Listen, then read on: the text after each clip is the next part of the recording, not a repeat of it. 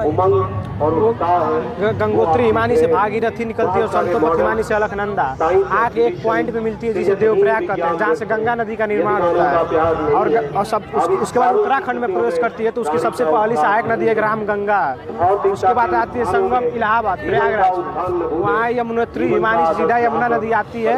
और सरस्वती का मतलब रास्ता बचा है, इस समय वो आ नहीं रही है तो इसलिए वहाँ पर दो ही नदी दिखाया जा रहा है, जबकि वो गंगा का सबसे लंबी सहायक नदी है।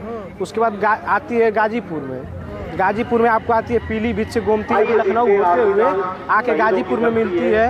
उसके बाद कैमूर की पहाड़ियों से आके मिलती है टोंस नदी। उसके बाद फिर आती है बिहार में छपरा में जो कि नेपाल में काली नदी कहा जाता है, जिसको भारत में घाघरा नदी के नाम से जाना जाता है, वो आके आपको छपरा में मिलती है गंगा से। और करलाली नदी आके छपरा में मिलती है। उसके बाद गंडक नदी आती है लुबिन की हिमालय से। उसके बाद फिर हाजीपुर में मिलती है। उसके बाद कटिहार जिले में आके मिलती है आपसे कोसी नदी, जो कि बिहार का शोक भी कहा जाता है, जो कि सीधा नेपाल की पहाड़ियों से निकलती है और आके कटिहार में मिलती है। उसके बाद आती है वहाँ पर फरक्का बैराज।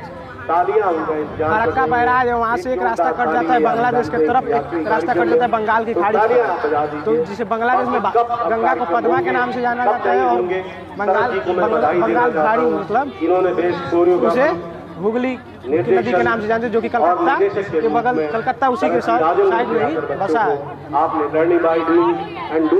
और वो एक डेल्टा बनाते हुए जाती है, जो कि संसार का सबसे बड़ा डेल्टा सुंदरवन डेल्टा है। आपको बहुत बहुत धन्यवाद।